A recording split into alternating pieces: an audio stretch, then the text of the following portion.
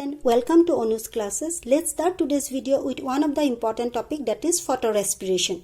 So photorespiration is a process where plant in presence of sunlight consume oxygen and release carbon dioxide to the atmosphere, and as a result the photosynthetic output become very decreased or low, or no ATP formation takes place. So as in respiration process, in this process also oxygen is consumed by plant in the daytime and carbon dioxide is released to the atmosphere. That's why the respiration term is used for this process. And same time this process takes place under sunlight. It means in daytime. That's why photo term is used, and the whole process is named as photorespiration. So for photorespiration process, the atmospheric temperature should be very high. It means under very high temperature, this type of reactions or process takes place.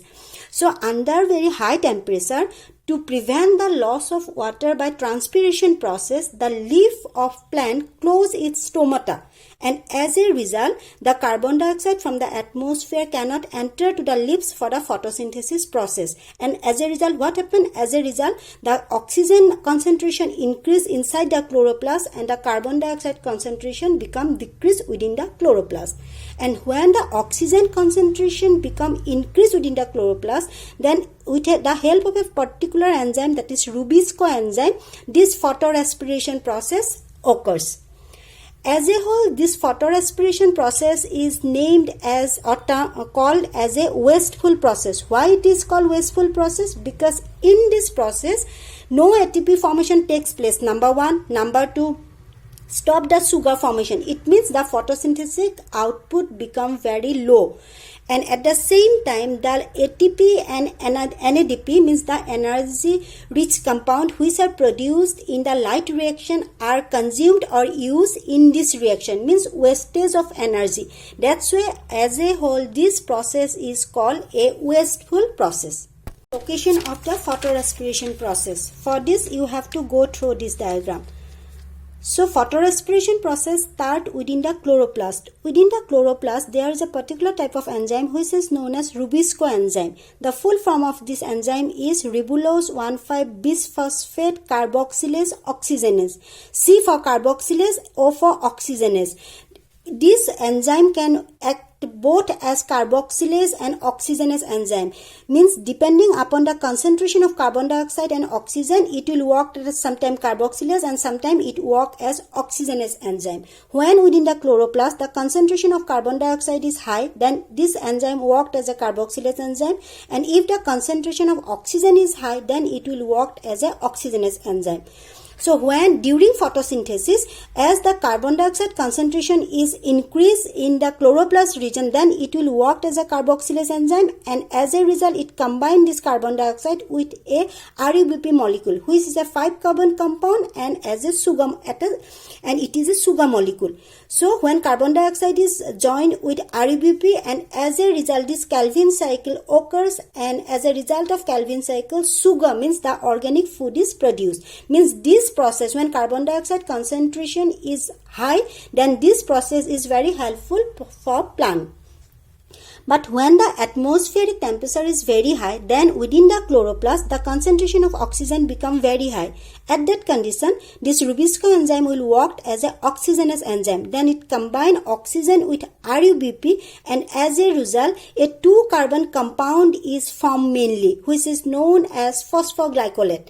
And with this a 2-carbon compound, another 3-carbon compound is also formed as a byproduct, which is known as phosphoglyceric acid, which is used in the Calvin cycle. But the main product formed in this process is a very waste product as 2-carbon compound. So this compound cannot be used in the C3 cycle. So to recycle this PG cycle to PGA, means so the plant has to convert this 2-carbon compound to a 3-carbon compound so that it can be used in the C3 cycle. So for that process, this phosphoglycolate has to travel through a series of reaction And in this reaction, the ATP and NADPH which are produced in the light reaction are used. Means in this process, they consume the light, energy-rich compound ATP and NADP. That's why this process is termed as wasteful process, because energy is wasted in this process. Process of photorespiration. So photorespiration takes place within 3 organelles. These organelles are, number 1 is chloroplast. Sorry, this should be T actually. So chloroplast. Second one is peroxisome, and third one is mitochondria.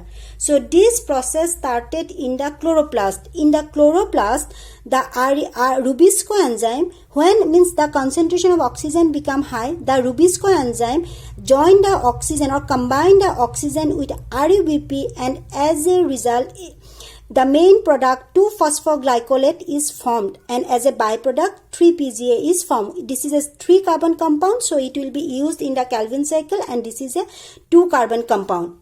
So next step, this phosphoglycolate is converted to glycolate. So the phospho term has to be removed. So to remove phospho term, 1 phosphate molecule will be removed, and as a result it will convert it to glycolate.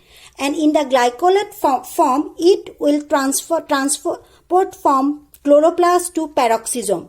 Then in this organelles is called peroxisome. So in this organ, the hydrogen peroxides are found.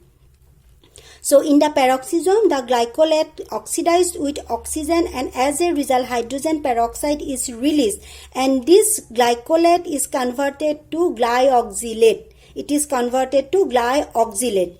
Then it is a normal compound. Then this glyoxylate compound has to be converted into a amino acid. This is glycine, and glycine is a amino acid. So to convert it into amino acid, one amino group is added to this glyoxylate, and as a result it will be converted to glycine. Then this, in the glycine form, it transport from peroxisome to mitochondria.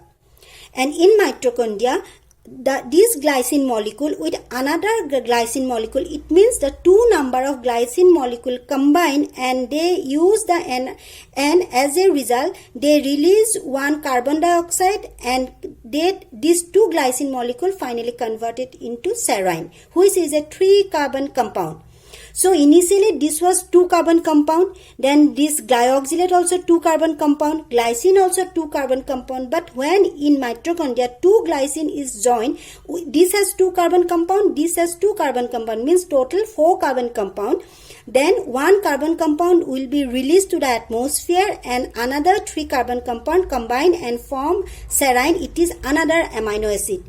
In this process, the NAD is used, and as a result NADH2 is produced, mean energy will be produced here. Then in the serine form, this is transported to peroxisome. So in peroxisome, now it has to convert it to a normal compound.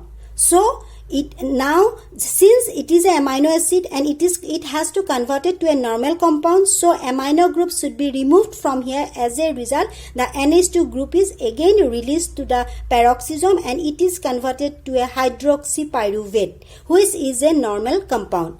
Then in the next step, the hydroxypyruvate use the energy which have produced here, NADH2 used here, and it will convert it to glycerate. Then this glycerate is transported to the chloroplast, where the glycerate again is converted to PGA. PGA means 1 phosphor group has to added to this compound. That's why here ATP will be used, ATP, because ATP means phosphate group is given to here, and then ATP will convert it to ADP. And finally it will convert it to 3-carbon PGA, which will be used in the C3 cycle. So this is the total process of photorespiration. Photorespiration process, there are total 8 reactions takes place. Now just as a flow chart, I am going to show you the reactions. This is the reactions. First started in chloroplast, RUBP combined with oxygen, and in presence of rubisco, it is converted to first stable product, that is 2-phosphoglycolate, which is a 2-carbon compound. Then second step, it remove one phosphate group and converted to glycolate. Then in glycolate form, it enter into the peroxisome, where it used oxygen, and as a result hydrogen peroxide is released and it is converted to glyoxylate. Then this glyoxylate is a normal compound. It has to convert it into glycine, which is an amino acid. That's why, since it has to convert it to amino acid, one amino group is added here. In next step, in the glycine form, it is enter into the mitochondria. As glycine are 2-carbon compound, here 2-glycine is used. When 2 glycine combine, total carbon number become 4, and from this 4 carbon, 1 carbon dioxide is released to the environment, and the remaining 3 carbon join and they form another amino acid molecule, which is known as serine, which is a 3-carbon compound.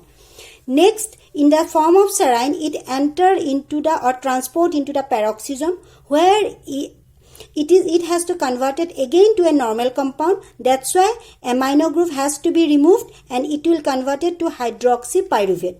In the next step, the hydroxypyruvate take the energy, use the energy and convert it to glycerate. And finally, in this glycerate form, it transported to chloroplast, where this glycerate, by using the ATP energy, converted to PGA, phosphoglyceric acid. Here ATP is used since it has to added one phosphate group. So to get the phosphate group, ATP is used. These are the 8 reactions which takes place in photorespiration process. And what are the product? Once again, I am just repeating. First product is 2-phosphoglycolate, second is glycolate, third is glyoxylate, fourth is glycine, fifth is serine, sixth is hydroxypyruvate, seventh is glycerate, and the 8th is PGA. This PGA now take part in the Calvin cycle for the formation of food. These are the whole process of photorespiration. Thank you.